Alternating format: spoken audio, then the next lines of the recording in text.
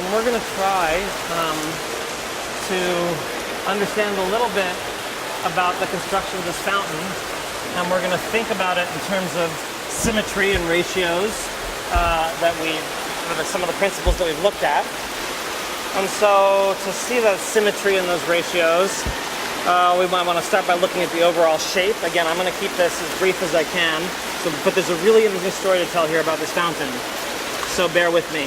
So we see, what's the overall shape of this? Again, to keep it quick, I'll just say it's an octagon, a regular octagon. Turns out to be 124 inches on a side. Okay, so we have a factor of 8 here, and so we might expect to see that number 8 recur throughout this structure.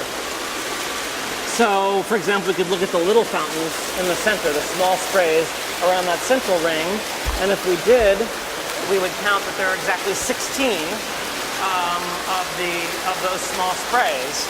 And that makes sense. It fits our mathematical idea of how this should be structured, because it's just twice. There's 2 of the little sprays per side of the fountain, and it feels good. It feels like the math is fitting together. Okay, so that worked well. So obviously the next thing to count would be these sprays here, and we'd expect to see a similar phenomenon. You know, maybe we get 32 of them, or possibly 48, you know, something like that. Well, to make a long story short, if you count around here, you actually get 42.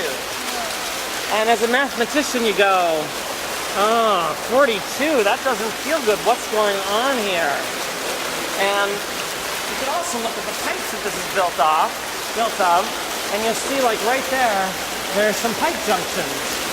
And if you look at those, you'll see there are 4 pipe junctions. That feels pretty good. I mean, it's an octagon divided in 4, that's natural. But if you look at them, you see that there are 3 that are far apart. They turn out to be 190 inches apart. And there's 2. There's one right there and one right over there that are really close together. So they're not equally spaced. And again, it doesn't feel good. So you have to look a little deeper, and the mathematics allows you to look deeper.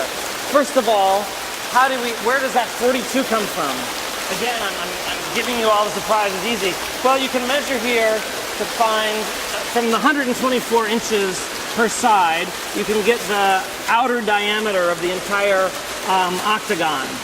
And then you can measure into this pipe, and you can get the diameter of this circle. And then you can multiply that diameter by what? 2 pi to get the circumference of this circle. And the circumference of the circle turns out to be 754 inches. And you divide 754 inches by 42, and you get exactly 18 inches. And you think, aha, it's pi. The reason there are 42 of these is because of pi. And I'm not making that up. This is a case where pi has come and has influenced the exact physical structure of this.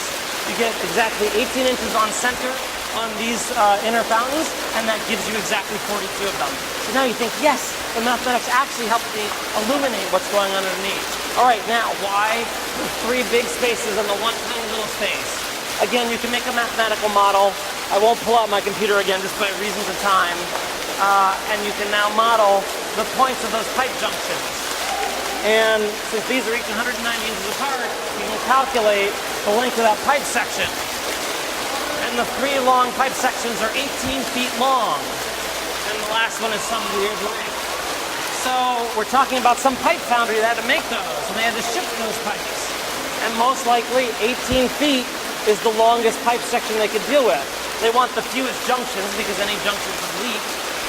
And so, you know, just make the longest pipe. Hey, let's make 3 of those identical. Always do make things identical.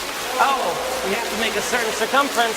We're going to have 1 piece left over. So again, the mathematics and, of course, the practicalities of the actual fabrication of this, again, explain something weird like, why are they not symmetric? Why is it off center? We can understand that from a mathematical point of view. So this fountain is like a little mathematical detective story all in and of itself.